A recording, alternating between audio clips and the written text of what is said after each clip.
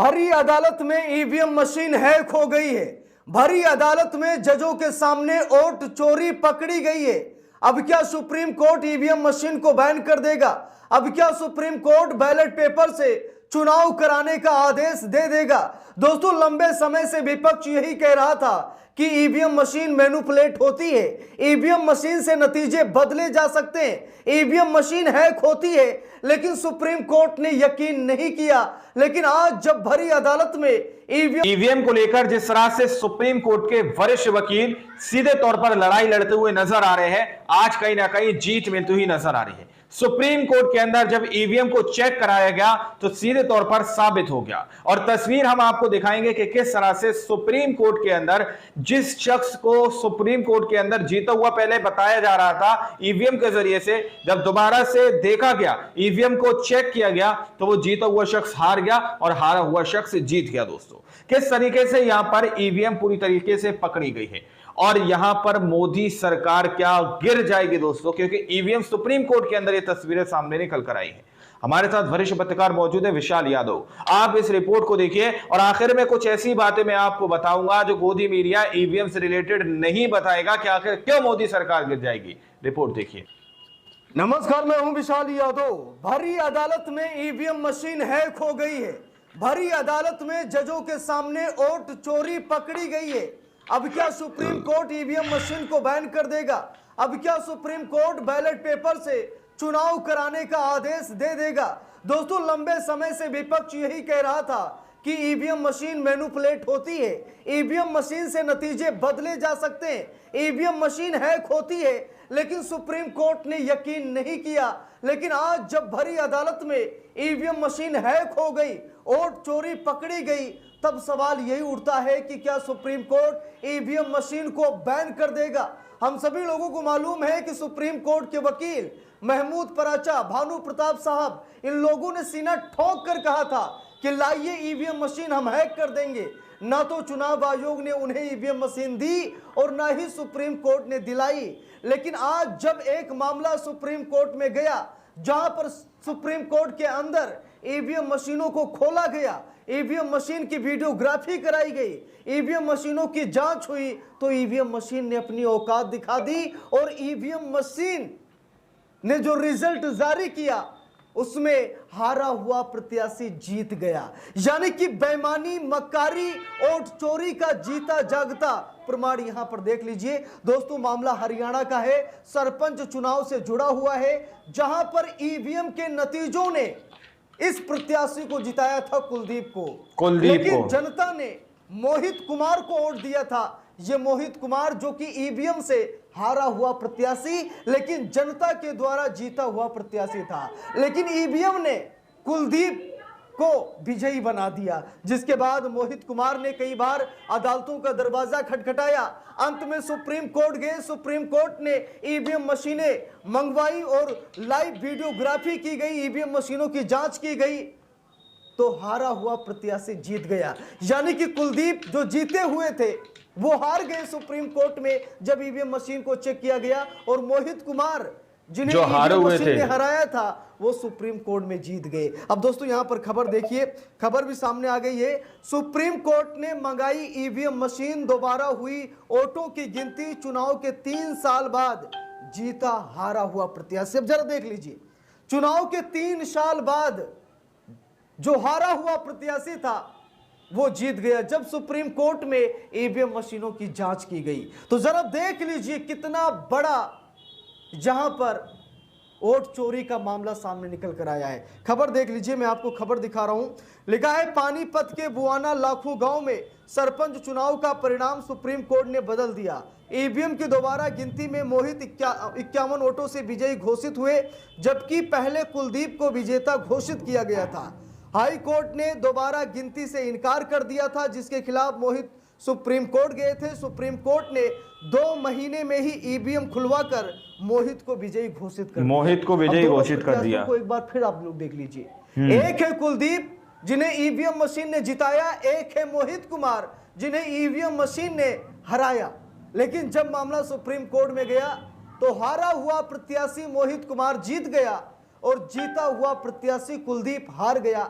क्योंकि चुनाव आयोग के अधिकारियों ने बहुत बड़ी धांधली की थी, ईवीएम से बेईमानी की गई थी, इसीलिए तो मोहित कुमार हार गए।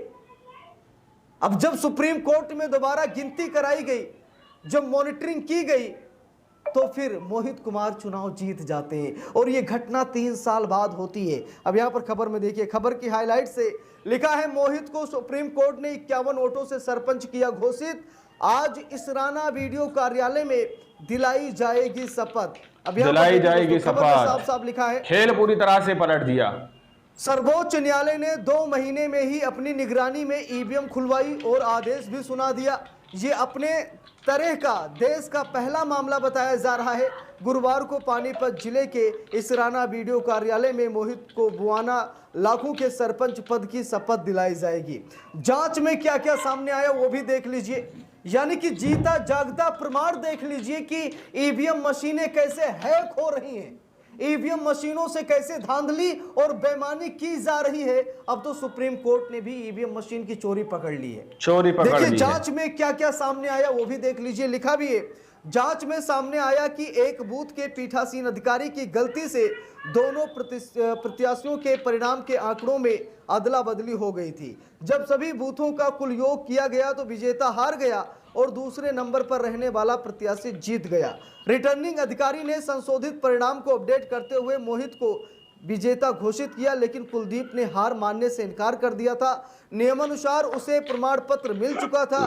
कुलदीप 12 नवंबर 2022 को हाई कोर्ट से स्टे ले आया। 1 जून 2025 को हाई कोर्ट ने दोबारा मतगणना कराने से इनकार कर दिया और फैसला कुलदीप के पक्ष में आ गया।